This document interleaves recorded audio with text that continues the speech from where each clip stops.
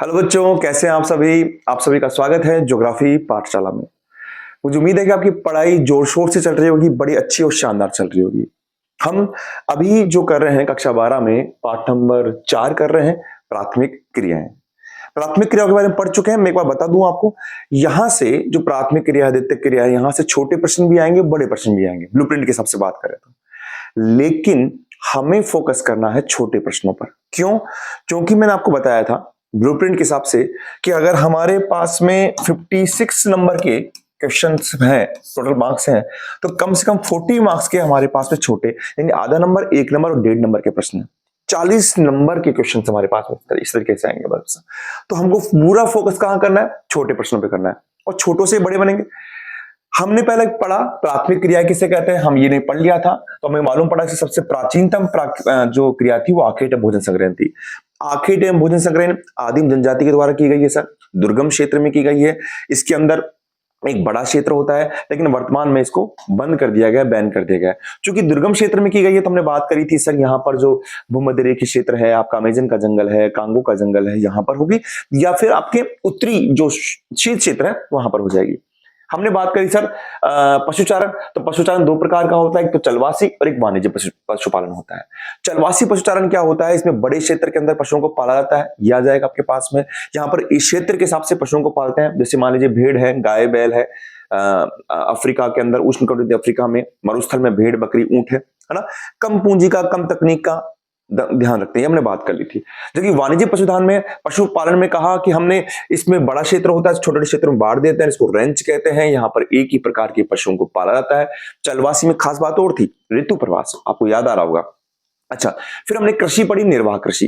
निर्वाह कृषि में पढ़ी हमने आदिम कालीन निर्वाह कृषि, जिसको स्थानांतरित कृषि भी कहते हैं, जिसको रुको और जिसको हम जलाओ और काटो कृषि भी कहते हैं। इसके नाम बताए थे हमने आपको कि जैसे यहाँ पर इसको हम जुमिंग कहते हैं उत्तरी पूर्वी भारत में। अगर मध्य अमेरिका और मलेशिया की बात, मध्य अमेरिका और मैक्सिको की बात करते मिल्पा कहते हैं, वेनेजुएला में लानूच कहते हैं, ब्राजील में रोका कहते हैं, आपके श्रीलंका में चेना, और मलेशिया और आपके इंडोनेशिया में लद्दाख कहते हैं। ये सब चीजें हमने बात कर ली थी, ठीक है।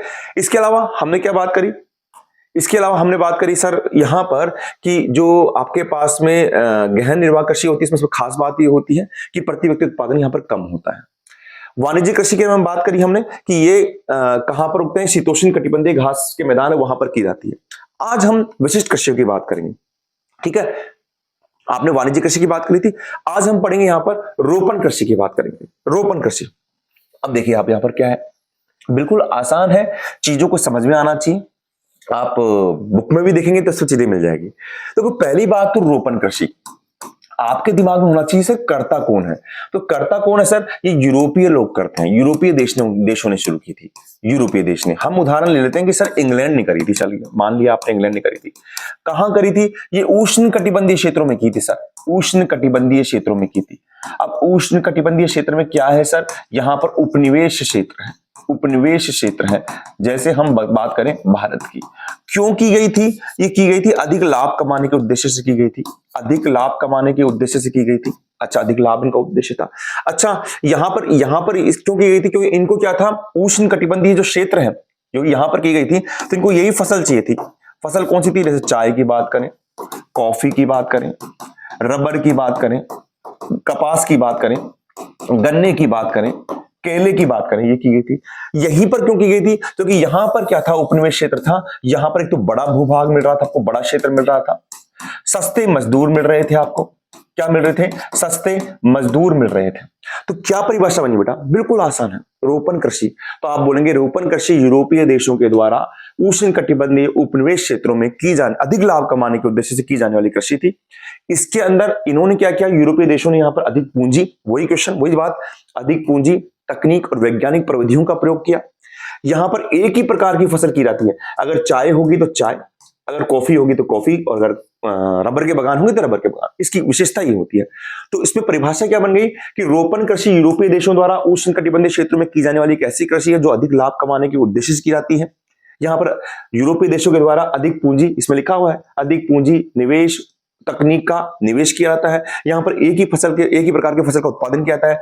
यहीं पर क्यों की जाती है? क्योंकि यहां पर बड़ा क्षेत्र मिल जाता है, मजदूर भी आपको सस्ते मिल जाते हैं। अब देखिए, आप उदाहरण देखिए, जैसे फ्रांसीसी जो थे उन्होंने पश्चिम अफ्रीका में कॉफी के बागान लगाए, ब्रिटेन वासियों ने भारत और श्रीलंका में चाय के बागान लगाए, मलेशिया में रबर के बागान, और पश्चिमी द्वीप समूह जो मध्य अमेरिका है वहां पर गन्ना और केले के बागान लगाए गए थे। ठीक है, और यहां पर सबसे खास जो नंबर 1 का बन जाता है क्वेश्चन, वो है हमारे पास में यहां पर ये कि ब्राजील में कॉफी के बागान को फेजेंडा कहते हैं। ब्राजील में कॉफी के बागान को फेजेंडा कहते हैं, ये आप थोड़ा सा याद कर लीजिएगा। ठीक है, ये हमारे पास में कहां का हो गया, रोपण कृषि की बात हो गई। विस्तृत अनाजी कृषि, ये मैं पढ़ चुका हूं, बता चुका हूं आपके पास में। बड़ा क्षेत्र होता है, एक ही प्रकार की फसल होती है। मुख्य फसल कौन सी है, गेहूं होती है। इसमें सारा काम यंत्रीकृत होता है, मशीनों के द्वारा काम किया जाता है ना। यहाँ पर प्रति व्यक्ति उत्पादन ज्यादा होता है, प्रति हेक्टेयर उत्पादन कम होता है। ये सारी बातें हम कर चुके हैं। और होता कहां पर है, ये शीतोष्ण कटिबंधीय घास के मैदानों में ये कृषि की जाती है। अब हमारे पास दूसरी विशिष्ट कृषि देखिए आप, दूसरी विशिष्ट कृषि जो हमारे पास में आएगी वो है, आप यहां पर देखिए, वो है हमारे पास में मिश्रित कृषि। अब नाम से पता पड़ रहा है सर, मिश्रित कृषि। अब सर मिश्रित कृषि में क्या आएगा सर, पहला तो आएगा सर मिश्रित कृषि में क्या करेंगे सर, बेटा मिश्रित कृषि में कृषि भी होती है, खेती भी होती है, साथ में पशु पालन भी होता है। तो यानी ये एकल कृषि नहीं है। क्वेश्चन आ जाए कि निम्न में से एकल कृषि नहीं है, और कई भी दे दिया आपको, रोपण कृषि दे दिया, डेयरी कृषि दे दिया, कुछ भी दे दिया, तो आपके पास मिश्रित कृषि एकल कृषि नहीं, दो कृषि हो रही है। अब चूंकि इसमें कृषि हो रही है ना यहाँ पर, तो यहाँ पर खेती पर भी ध्यान दिया जाएगा, लेकिन पशु भी पाल रहे हैं तो यहाँ पर चारा फसल भी की जाएगी। तो यहाँ पर खाद्यान्न फसल भी होती है और चारा फसल भी होती है।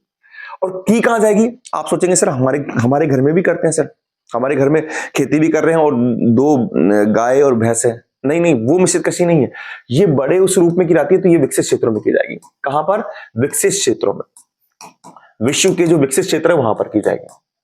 ठीक है, अब देखिए आप, ये कृषि अत्यधिक विकसित भागों में की जाएगी, उत्तरी पश्चिमी यूरोप, उत्तरी अमेरिका का पूर्वी भाग, यूरेशिया का कुछ भाग।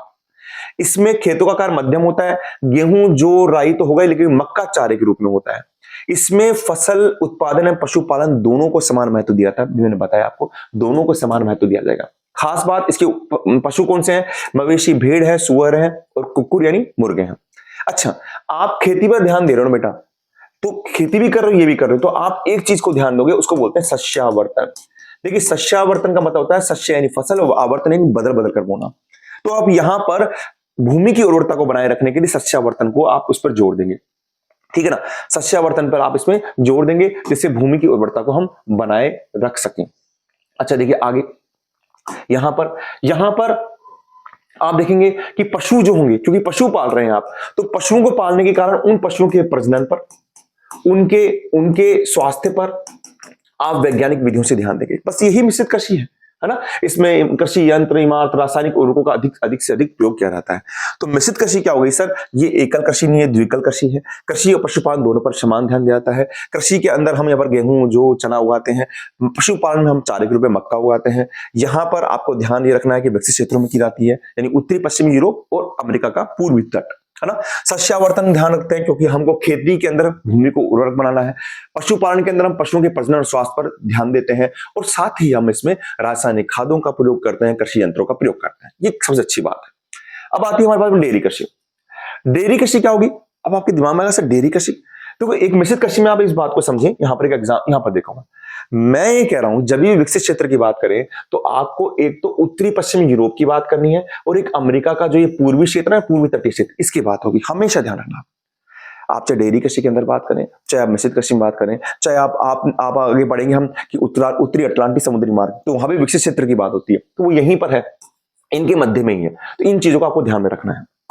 डेयरी कृषि, देखिए डेयरी कृषि का मतलब होता है कि डेयरी उत्पाद। अब डेयरी उत्पाद कहां से प्राप्त करेंगे सर, हम कुछ सोचिए सर। डेयरी उत्पाद यानी डेयरी कृषि, हम उत्पाद प्राप्त करेंगे पशुओं से, तो यानी आप इसमें पशु पालोगे सर, बिल्कुल सर हम पशु पालेंगे।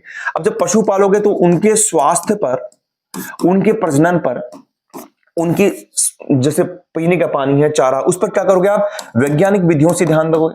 आप डॉक्टर का इलाज कराओगे, वैज्ञानिक विधियों से ध्यान दोगे। चूंकि आप इसमें स्वास्थ्य प्रजनन पर ध्यान दोगे, तो बताओ इसमें पूंजी क्या होगी सर, इसमें अधिक पूंजी का निवेश, तकनीक का निवेश भी होगा, तो सब जगह कर रहे हैं। अच्छा ये की कहां जाएगी सर, ये भी विकसित क्षेत्रों में की जाएगी। कहां की जाएगी, विकसित क्षेत्रों में की जाएगी। तो डेयरी कृषि क्या है, देखिए आप, डेयरी कृषि दुधारू पशुओं से, क्योंकि आपको डेयरी उत्पाद प्राप्त करना पड़ता है, तो इसमें अधिक पूंजी की आवश्यकता होती है ना, अधिक पूंजी की इसमें आवश्यकता होती है। और यहां पर देखिए आप, यहां पर देखिए अधिक पूंजी की आवश्यकता होती है, और पशुओं के लिए आपको घास है, छप्पर है, उनके प्रजनन, उस पर बहुत ज्यादा आपको पैसा खर्च होता है इसके अंदर।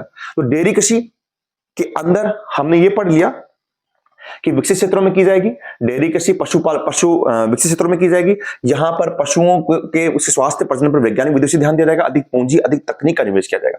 अब सबसे खास बात, आपको प्राप्त क्या हो रहा है? डेयरी उत्पाद प्राप्त हो रहा है। डेयरी उत्पाद का मतलब सर, डेयरी उत्पाद का मतलब होता है सर दूध है, मक्खन है और दही है। तो आपकी जिम्मेदारी होगी कि 24 घंटे के अंदर इसको कहां पहुंचाना है? आपको बाजार तक पहुंचाना है। यानी 24 घंटे तक डेयरी उत्पाद को बाजार तक पहुंचाया जाता है ना? तो यहां पर आपको इसको ध्यान रखना पड़ेगा कि ये देखिए, इसके लिए आपको उसको रेफ्रिजरेटर में रखेंगे, आप परिचितकों में रखेंगे। देखिए डेयरी कृषि का कार्य नगरीय औद्योगिक केंद्रों के समीप किया जाता है। क्यों किया जाता है? क्योंकि आपको 24 घंटे के अंदर आपका जो डेयरी उत्पाद है इसको कहां पहुंचाना है? बाजार तक पहुंचाना है। तो आप ये लाइन में लिख देंगे कि इसका जो कृषि की जाती है वो नगरीय औद्योगिक क्षेत्रों में की जाती है, क्योंकि ताजा दूध है, अन्य डेयरी उत्पाद है, उसको 24 घंटे तक बाजार तक पहुंचाया जाता है। परिचितकों का, रेफ्रिजरेटर का प्रयोग किया जाता है। अब बात आती है क्षेत्र की। बड़ा खास क्वेश्चन है बेटा, वेरी इंपोर्टेंट क्वेश्चन इसके क्षेत्र। मैंने कहा आपको विकसित क्षेत्र है, लेकिन इसने विकसित क्षेत्र के अंदर बता दिया सर्वाधिक जो विकसित क्षेत्र है, जो सबसे ज्यादा है, वो है उत्तरी पश्चिमी यूरोप। पहला बात। दूसरा इन्होंने कहा कनाडा है, दूसरा इन्होंने कहा कनाडा है, और तीसरा इन्होंने कहा न्यूजीलैंड, दक्षिणी पूर्वी ऑस्ट्रेलिया और तस्मानिया। ठीक है। अच्छा देखिए सर कौन सा है, आप देख लीजिए, कोई दिक्कत नहीं आएगी आपको। यहां पर देखिए बात यहां की हो रही है कि हमारे पास में देखिए सबसे नंबर 1 है उत्तरी पश्चिम यूरोप, दूसरा है कनाडा, तीसरा है आपके पास में न्यूजीलैंड, दक्षिण, और आपके पास में क्या जाएगा पूर्व, इन दक्षिणी पूर्वी ऑस्ट्रेलिया, और ये तस्मानिया नीचे, ये चीज आ जाएगी। तो आपके पास में अगर ये तीनों ऑप्शन दे दे, चारों दे दे, तो नंबर 1 कौन होगा? उत्तरी पश्चिमी यूरोप होगा। इसको लिख लीजिएगा। डेयरी के अंदर सबसे विकसित क्षेत्र कौन सा होगा? उत्तरी पश्चिमी यूरोप होगा। देखिए आप यहां पर इसको भी कर लीजिए, मिश्रित कृषि को भी कर लीजिए। मिश्रित कृषि का क्षेत्र अपन ने करा था भी, वही विकसित क्षेत्र है। तो देखिए आप, आपके पास में उत्तरी पश्चिम यूरोप है, अमेरिका का तटीय क्षेत्र है ना? तो ये आपके पास में मिश्रित कृषि में आ जाएगा। ओके जी, आगे हम पढ़ते हैं इसके अंदर, यहां से भूमध्य सागर कृषि, काफी शानदार क्वेश्चन है और यहां से एग्जाम में आता है। देखिए आप क्या होगा इसके अंदर। देखिए भूमध्य सागर कृषि नाम से स्पष्ट है सर कि भूमध्य सागर क्षेत्रों में की जाएगी, बिल्कुल की जाएगी। हम इसको छोड़ते हैं, बाद में बात करेंगे। भूमध्य सागरीय क्षेत्रों में की जाएगी सर, भूमध्य सागरीय क्षेत्रों में की जाएगी। तो भूमध्य सागरीय क्षेत्र कौन सा होगा सर? ये भूमध्य सागरीय क्षेत्र कौन सा होगा? अफ्रीका के पास में होगा, अफ्रीका का उत्तरी भाग होगा, आपके यूरोप का उत्तरी भाग होगा, और कुछ भाग होंगे जिनके बारे में बात करेंगे। खास बात क्या होती है बेटा, यहां पर सर्दियों में बारिश होती है सर, सर्दियों में वर्षा होती है, सर्दियों में वर्षा होती है, और यहां पर खट्टे फलों की कृषि होती है सर, खट्टे फलों की कृषि होती है। जैसे अंगूर की बात करें, जैतून की बात करें, इनकी कृषि होती है। अच्छा, चूंकि शीतकाल में वर्षा होती है ना बेटा, इस कारण जब यूरोप में या फिर यूएसए अमेरिका में जब बर्फ जमी रहती है सर्दियों में, तब यहां पर सब्जियों का उत्पादन हो जाता है, और सब्जियों का, ये फलों का उत्पादन कहां होता है? वहां पहुंचाया जाता है। तो देखिए भूमध्य सागर कृषि क्या होगी? भूमध्य सागर कृषि अति विशिष्ट प्रकार की कृषि है। इसका विस्तार भूमध्य सागर के समवर्ती क्षेत्र में, और आप देखिए यहां पर, हाँ, दक्षिणी यूरोप से उत्तरी अफ्रीका में, ट्यूनीशिया में, अटलांटिक तट तक फैला हुआ है ना? फिर इसके बाद में दक्षिण कैलिफोर्निया, मध्य चिली, दक्षिण अफ्रीका का दक्षिण पश्चिम भाग, और ऑस्ट्रेलिया का दक्षिण पश्चिम भाग यहां पर है। बात कर लेते हैं एक बार। देखिए आप यहीं पर देख ले, ज्यादा अच्छा रहेगा। ये क्या कह रहे हैं, जो कह रहे हैं वो सुनते हैं हम। पहली बात तो इन्होंने कहा कि देखिए ये आपका भूमध्य सागर है, तो भूमध्य सागर का यहां पर ट्यूनीशिया का भाग आ गया, पूरा आपका यूरोप का जो दक्षिणी भाग वो आ गया। फिर इन्होंने कहा कि दक्षिणी कैलिफोर्निया है ना? फिर इन्होंने कहा यहां पर चिली जो आएगी, तो यहां पर आ जाएगा मध्यवर्ती चिली। कौन सा आ जाएगा आपके पास में? मध्यवर्ती चिली। दक्षिणी कैलिफोर्निया याद रखना, आपके मध्य कैलिफोर्निया दे दे तो गलत हो जाएगा, दक्षिणी कैलिफोर्निया है ना, south California, SK, south California है ना? ठीक है। इसके अलावा हमारे पास आ जाएगा दक्षिणी पश्चिमी अफ्रीका, दक्षिणी पश्चिमी अफ्रीका और दक्षिणी पश्चिमी ऑस्ट्रेलिया। ये क्षेत्र हमारे पास में आ जाएंगे। यानी आपके पास में आ जाएगा यहां से कि अफ्रीका का जो ट्यूनीशिया से अटलांटिक तट तक फैला हुआ भाग, और आपके यूरोप का भाग यहां पर लिखा हुआ है, आप देखेंगे इसको। देखिए आप यहां पर देखिए आप कि ये भूमध्य सागर के समवर्ती क्षेत्र जो दक्षिणी यूरोप से उत्तरी उत्तरी अफ्रीका में, दक्षिण यूरोप से उत्तरी अफ्रीका में ट्यूनीशिया तक फैला हुआ भाग है। खास बात यहाँ पर खट्टे फलों की कृषि होती है, ये हमने पढ़ लिया है। यहाँ पर मैंने बता दिया आपको, जो अंगूर होते हैं उनको सुखाकर मुनक्का किस्में बनाई जाती है। और खास बात, शीत ऋतु में जब यूरोप और दक्षिण उत्तर अमेरिका में फलों और सब्जियों की मांग होती है ना, तो वो यहीं से पूरी होती है, ये भी याद कर लीजिएगा। नेक्स्ट क्या है आपके पास, बाजार के लिए सब्जी एवं खेती उद्यान कृषि। बिल्कुल आसान है, जो डेयरी कृषि कर रहे थे बस वही है। यहाँ पे आप कर रहे हैं बाजार के लिए सब्जी और खेती कृषि। एक बात आप नोट करें ना, सबके अंदर लिखना है आपको, इसमें अधिक तकनीक, अधिक पूंजी एवं वैज्ञानिक विधियों का प्रयोग किया जाता है। बाजार सब्जी खेती कृषि। अब यहां पर क्या होगा, बाजार में आप फल फूल सब्जी ये सब उगाएंगे ना आप, तो इसके लिए आपको बाजार के लिए सब्जी खेती या उद्यान कृषि हो जाएगी। चूंकि खराब होने वाले पदार्थ है, इनको कहां करेंगे आप, नगर के नजदीक करेंगे सर, नगर के नजदीक करेंगे, या तो गांव के पास के क्षेत्र में जो नगर के पास में है उसमें करेंगे। जैसे मान लीजिए ये नगर है तो इसके पास वाले क्षेत्र में करेंगे, जिससे 24 घंटे के अंदर इसको कहां लाया जाए, सामान को बाजार में लेकर जाए, है ना। तो इनको लेकर लाया जाता है जिससे कि इसका मूल्य अच्छा मिल जाए। लेकिन एक बात हो रहा है, अगर इसमें ट्रकों के माध्यम से सामान को पहुंचा जाता है, अगर ट्रकों के अंदर केवल हम सब्जी की बात करें तो इसको ट्रक फार्मिंग भी कह देते हैं।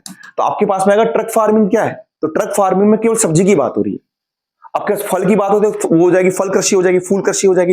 लेकिन ट्रक फार्मिंग में केवल सब्जियों की बात होती है, और इसका आविष्कार हुआ था सबसे पहले यूएसए में। तो क्या है, देखिए आप यहां से देखते हैं, इस प्रकार की कृषि में अधिक मुद्रा वाली फसलें जैसे सब्जियां, फल, फूल, पुष्प उगाए जाते हैं। इनका विकास नगरीय केंद्रों के आसपास किया जाता है, क्योंकि वहां पर उपभोक्ता मौजूद रहते हैं।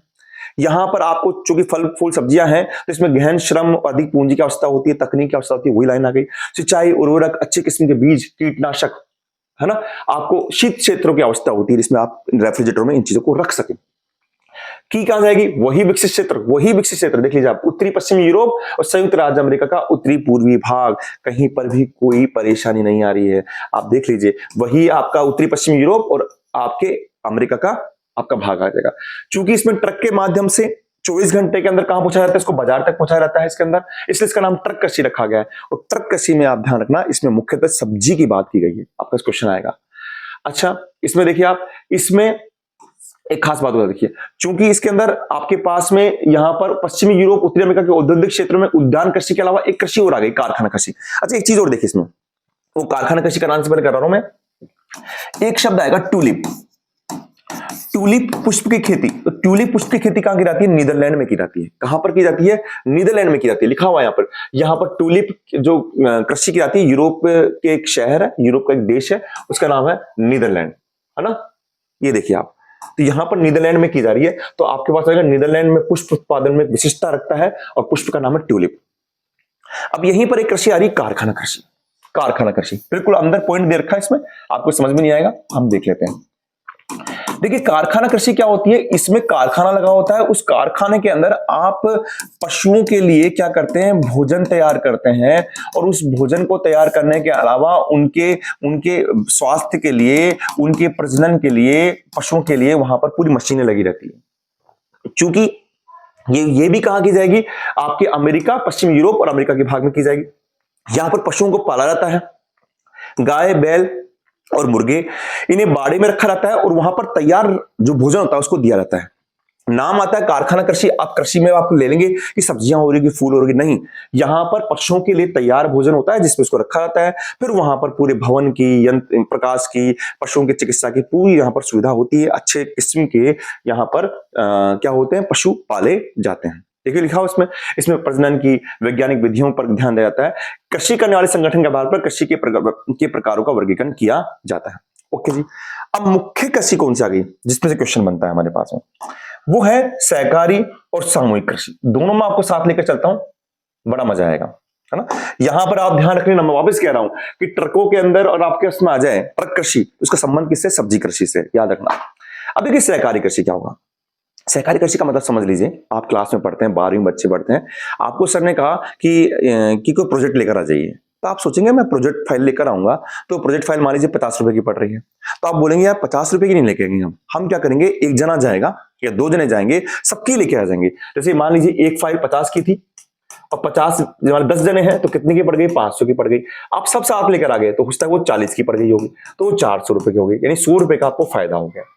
तो सहकारी कृषि क्या होता है कि जब कुछ किसानों का निश्चित उद्देश्य होता है, समान उद्देश्य होता है, तो मिलकर एक संघ बना लेते हैं, संगठन बना लेते हैं।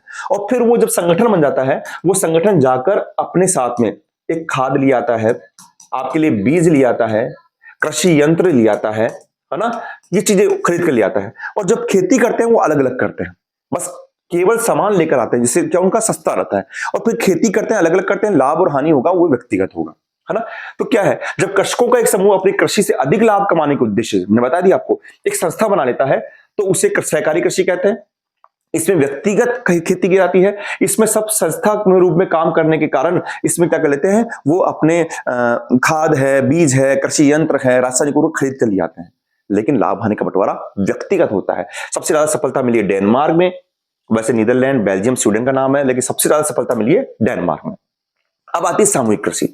सामूहिक कृषि में क्या होता है समझिए आप। देखिए, सामूहिक कृषि की बात हुई है सबसे पहले सोवियत संघ में, यानी रूस का जो पहला भाग था जो विघटित नहीं हुआ था, यूएसएसआर, इसमें इसको कहते हैं कोल खोज कहते हैं सामूहिक कृषि। ठीक है।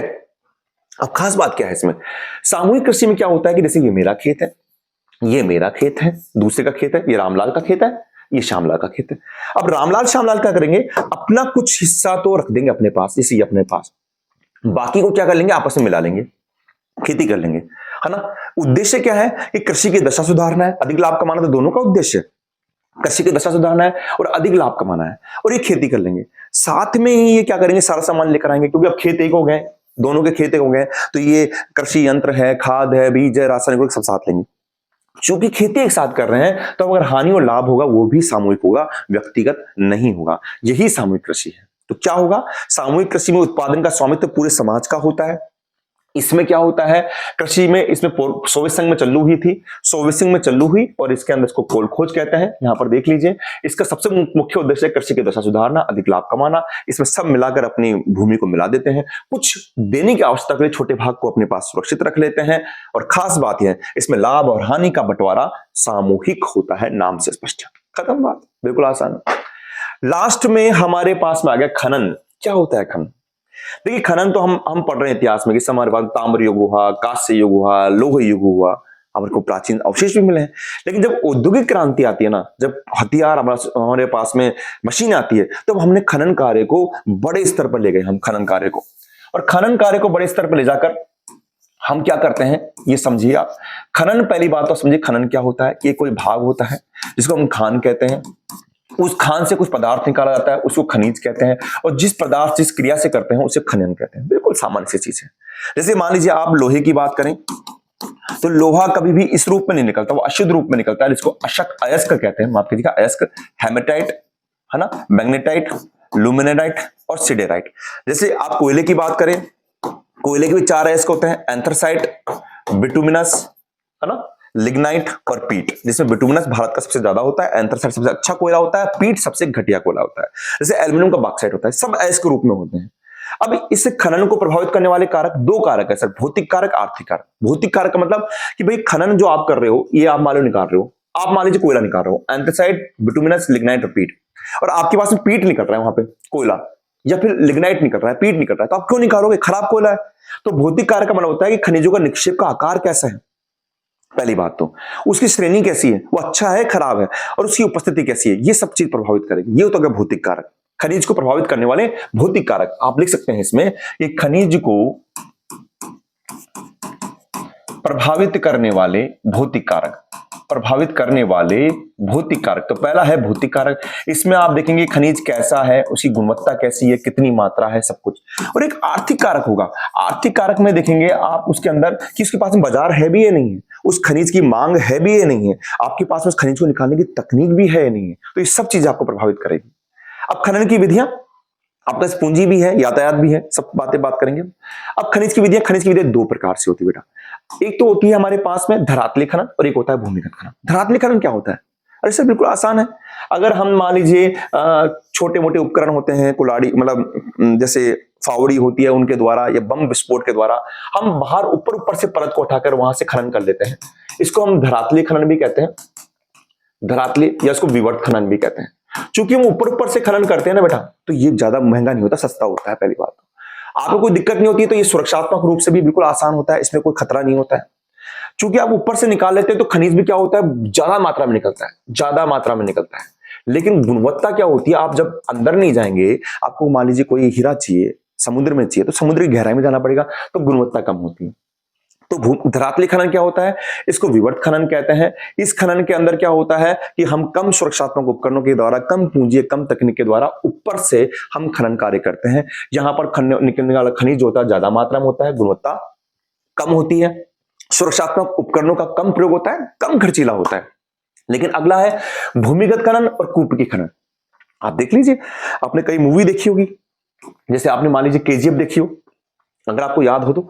आप देखिए, आप यहां पर आप देखेंगे, आप ये पूरी एक लाइन जा रही है, इसके अंदर जा रहे हैं लोग, और ये धरातली खनन क्या हो गया, विवर्त खनन तो ये हो गया, आपने ऊपर से यहां से फोड़ दिया, उड़ा दिया, जैसे ये कहां से, ये तो विवर्त खनन हो गया। और आप अंदर से जाएंगे, आप यहां से खनिज निकालेंगे, तो ये धरातली खनन, ये हो गया आपका कूप की खनन। अब देखिए, भूमिगत खनन और कूप की खनन दिख रहा है आपको, अंदर जाएंगे, गहराई में जाएंगे, तो ये भैया बहुत खर्चीला होगा। पहली बात, ये पहला क्या होगा सर, इसमें अंदर जाना पड़ेगा आपको, तो ये क्या होगा, बहुत खर्चीला होगा। इसमें आपको अधिक तकनीक की आवश्यकता होगी, महंगा हो जाएगा आपके पास में। इसमें सुरक्षात्मक उपकरणों की आवश्यकता होती है, सुरक्षात्मक उपकरणों की आवश्यकता होती है, उपकरणों की आवश्यकता होती है। अच्छा, इसमें जो खनिज निकलेगा ना, वो भी कम मात्रा में निकलेगा, ऐसा नहीं ज्यादा निकल जाएगा, क्योंकि यहां से तो आप निकाल लिया ऊपर। अच्छा, जो खनिज कम मात्रा में निकलेगा, लेकिन वो गुणवत्ता क्या होगी उसकी, गुणवत्ता बहुत ज्यादा हो जाएगी, गुणवत्ता बहुत अच्छी हो जाएगी। कितना आसान है, बिल्कुल आराम से। इसमें क्या होता है, खनिजों का निष्कर्षण होता है, वो गहराई से किया जाता है, ये काफी कठिन होता है। लिफ्ट के द्वारा, अंदर गहराई के द्वारा। खदान में जाने वाले जो कर्मचारी होते हैं, जोखिमपूर्ण कार्य करते हैं, सुरक्षात्मक उपकरणों की आवश्यकता होती है, खर्चीला होता है, खनिज निकलता है कम मात्रा में, गुणवत्ता अधिक होती है। तो इसमें अंतर आता है, तो अंतर आप कर सकते हैं, धरातली खनन बाहर से होता है या अंदर से होता है, वो कम खर्चीला होता है, वो अधिक खर्चीला होता है, इसमें तकनीक की कम आवश्यकता होती है, इसमें अधिक होती है। वो सुरक्षात्मक उपकरणों की आवश्यकता कम होती है, इसमें ज्यादा होती है। आप आगे भी पढ़ेंगे तो आपको पता पड़ेगा बेटा, कि जैसे हमारे तेलंगाना में खाना सिंगरेनी, वहां पर जब कोयले की खुदाई होती है, तो वहां पर अंदर जाने से पहले वहां पर चिड़ियाओं को छोड़ दिया जाता है। अगर चिड़िया अजीब सा व्यवहार करती है, तो पता लग जाता है कि वहां पर जहरीली गैस है। इतना ध्यान रखना पड़ता है। तो ये सब बड़ा ही महंगा खनन है ना, दुर्घटनाएं भी घटती रहती है। अच्छा, अब आप देखिए, वर्तमान में अगर हम देखेंगे आज, तो विकसित अर्थव्यवस्था वाले देश जो हैं, वो खनन से पीछे हट रहे हैं उनके उत्पादन से। क्यों? क्योंकि खनन के अंदर सबसे ज्यादा आपको क्या चाहिए, श्रम चाहिए, मजदूर चाहिए, और मजदूर यहां पर होते हैं महंगे, क्योंकि उनके पास में और कोई काम होते हैं। तो ये लोग तो पीछे हट रहे हैं। लेकिन विकासशील देश जैसे हमारा भारत है ना, चीन है, ये क्या है, इनके पास श्रमिक शक्ति ज्यादा है, सस्ते श्रमिक मिल जाएंगे। तो ये अपने देशवासियों के स्तर को बढ़ाने के लिए खनन कार्य को महत्व दे रहे हैं। और खासकर अफ्रीका के देश हैं, दक्षिण अमेरिका के देश हैं, ये तो खनन का बहुत ज्यादा काम ले रहे हैं। बात समझ रहे हैं आप? क्वेश्चन आ जाए आपके पास में कि विकसित देश आज वर्तमान में खनन कार्य से पीछे क्यों हट रहे हैं? क्योंकि यहां पर खनन कार्य में सबसे जो महत्वपूर्ण बात है, वो श्रमिक लागत है, और श्रमिक लागत यहाँ पर महंगी है। जबकि एशियाई देशों में, अफ्रीकी देशों में, वहां पर श्रमिक लागत सस्ती भी है, आराम से मिल जाते हैं, इसलिए खनन कार्य काफी अच्छा चल रहा है। ठीक है, तो ये हमारा चैप्टर हो गया बेटा। हमने शुरुआत की थी प्राथमिक कार्य में, भोजन आखिर संग्रहण से, कृषि पढ़ी, कृषि के विभिन्न प्रकार पढ़ लिए हमने, गहन निर्वाह कृषि पढ़ी हमने, इसके अलावा वाणिज्यिक कृषि पढ़ी हमने, पशुपालन पढ़ लिया हमने, उसके बाद में मिश्रित कृषि, डेयरी कृषि, भूमध्य सागरीय कृषि, सहकारी, सामूहिक, सब कृषि हमने पढ़ ली है। अब देखिए, कुछ क्वेश्चन देखता हूं आपके सामने, आपको आते हैं, आप देखेंगे इसमें। ये देखिए, पहला क्वेश्चन, निम्न में से कौन सी रोपण कृषि नहीं है? कॉफी, कॉफी तो था सर, गन्ना, गन्ना भी था, रबड़ था, गेहूं नहीं था सर। बिल्कुल आसान है, कितना आसान। एक भी क्वेश्चन ऐसा नहीं होगा जो आपको नहीं है, मैं आपको गारंटी देता हूं। निम्न देशों में से किस देश में सहकारी कृषि का सफल परीक्षण किया गया? सबसे सफल परीक्षण डेनमार्क में किया गया सर, है ना, नीदरलैंड बाद में था डेनमार्क। फूलों की कृषि किसे कहते हैं? फूलों की, ट्रक फार्मिंग नहीं सर, ट्रक में तो सब्जी कृषि होती थी सर। मिश्रित कृषि, इसमें सर पशु और कृषि होती थी सर, पशु और कृषि होती थी। कारखाना कृषि, इसमें भी सर पशुओं के बारे में किया जाता था। पुष्पोत्पादन, पुष्पोत्पादन हो जाएगा, पुष्प का उत्पादन, फूल यानी पुष्प बोलते हैं। निम्न में से कौन सी कृषि के प्रकार का विकास यूरोपीय और उपनिवेशिक समूह ने किया था? सर किसने किया था? यूरोपीय समूह ने किया था, उपनिवेश क्षेत्र में किया था सर। रोपण कृषि, रोपण कृषि कहां गया? रोपण कृषि आ गया। कोलखोज क्या है? सामूहिक कृषि का नाम है, यूएसएम, ओ सॉरी, सोवियत संघ में। निम्न प्रदेशों में से किसमें विस्तृत अनाज कृषि नहीं की जाती है? अच्छा सर, ये तो शीतोष्ण कटिबंधीय घास के मैदान थे, तो अमेरिका व कनाडा के प्रेरी क्षेत्र में की जाएगी सर, अर्जेंटीना के पंपास क्षेत्र में की जाएगी, यूरोप के स्टेपीज में की जाएगी, अमेजन बेसिन में नहीं की जाएगी। निम्न में से किस प्रकार की कृषि में खट्टे रसदार फल किए जाते हैं? बिल्कुल आसान है सर, बिल्कुल आसान है, भूमध्य सागर कृषि। निम्न कृषि के प्रकारों में कौन सा कर्तन दहन कृषि का प्रकार है? कर्तन दहन यानी जलाओ और काटो। कर्तन और दहन का मतलब समझ लेना, आप कंफ्यूज ना होना। कर्तन और दहन, कर्तन यानी काटो और दहन यानी जलाओ, ठीक है। अच्छा, विस्तृत इसमें कौन सा कृषि का प्रकार है? विस्तृत जीवन निर्वाह कृषि नहीं सर, विस्तृत वाणिज्य अनाज कृषि नहीं, मिश्रित कृषि नहीं, आदिम कालीन निर्वाह कृषि को ही हम कर्तन दहन कृषि कहते हैं या स्थानांतरित कृषि कहते हैं। निम्न में से कौन सी एकल कृषि नहीं है? अरे सर ये तो बताया था आपने, एकल कृषि यानी दो काम होते हैं, और दो काम होते हैं डेयरी में नहीं, रोपण में नहीं, वाणिज्य में नहीं, मिश्रित कृषि में दो काम होते हैं, कृषि भी होती है और साथ में पशु पालन भी होता है। और खास बात और बता दूं सर, ये सारे जो भी हैं, डेयरी है, मिश्रित है, ये सब कहां के आते हैं? विकसित क्षेत्रों में। और विकसित क्षेत्र का नाम आते ही किसको लेंगे हम लेंगे सर यहां पर, किसको लेंगे हम? उत्तरी पश्चिमी यूरोप को, और साथ में लेंगे हम अमेरिका के पूर्वी तट को। तो मुझे उम्मीद है कि बेटा आपको एक चीज समझ में आएगी। मैं आपको विश्वास दिलाता हूं कि एक भी क्वेश्चन आप यहां से गलत नहीं करेंगे। आप बस यूं ही पढ़ते रहे, नेक्स्ट वीडियो में मैं इसके धमाकेदार क्वेश्चन लेकर आऊंगा जहां सारे क्वेश्चन आप करेंगे और फिर चैप्टर नंबर 5 पर हम बात करेंगे। ठीक है, मिलता हूं नेक्स्ट क्लास में। आप बस यूं ही पढ़ते रहें और अपना ध्यान रखें। थैंक यू बेटा।